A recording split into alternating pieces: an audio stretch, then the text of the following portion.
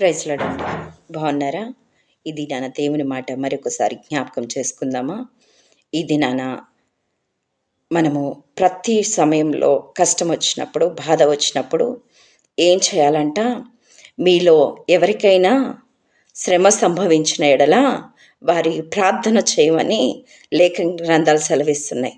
మనలో ఎవరికైనా కష్టం వచ్చినప్పుడు, బాధ వచ్చినప్పుడు, వేదన వచ్చినప్పుడు మనం ఏం చేయాలంట?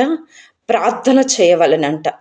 ప్రార్థన చేస్తే ఏ కార్యాలైనా కానీ సఫలపరుచుకుంటారు. ఈ దినాన ప్రార్థన చేయకుండా ఏడుస్తూ, బాధపడుతూ, వేదన పడుతూ ఉన్నప్పుడు మీలో ప్రార్థన చేయమంటున్నాడు. మీరు ఎవరికైనా శ్రమ సంభవించినా మీరేం చేయాలంట? ప్రార్థన చేయాలంట. ప్రార్థన చేసినప్పుడు మీ చింత యావత్తును నేను తీసివేస్తానంటున్నాడు.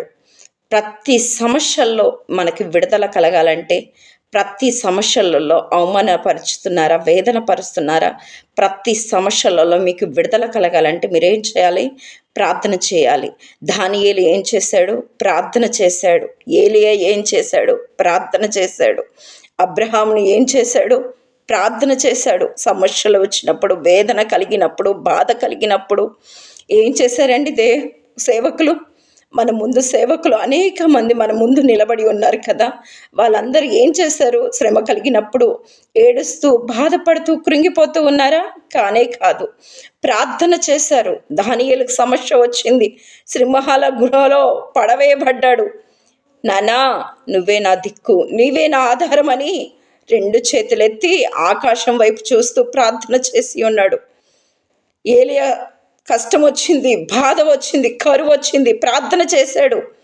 3 సంవత్సరాలు వర్షం పడకూడదు అని ప్రార్థన చేసినప్పుడు 3 సంవత్సరాలు వర్షం పడలేదండి.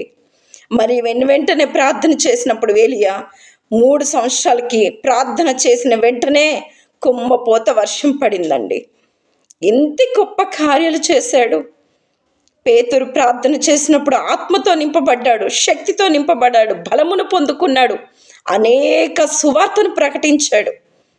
ఈనాడు నీవు ప్రార్థన చేసినప్పుడు నీ జీవితంలో గొప్ప కార్యాలు నీ జీవితంలో చూస్తావు. నిజమైన మొర దేవుడు ఆలకిస్తాడు. దీనుల ప్రార్థన దేవుడు ఆలకిస్తాడు. విశ్వాసం ఉంచు, నమ్మకం ఉంచు, పట్టుదల విడవద్దు. నువ్వెప్పుడైతే మోకరించి ప్రార్థన చేస్తావో, విశ్వాసం ఉంచుతావో, నీ ప్రార్థన గొప్ప శక్తి దేవుడిస్తాడు. సంతోషించమంటున్నాడు. మరలా చెప్పేదను, సంతోషించమంటున్నాడు. నువ్వు ప్రార్థన చేసినప్పుడు మళ్ళీ దిగాల మొహం వేసుకొని ఏనాడు ఉండడానికి వీల్లేదు. సంతోషంతో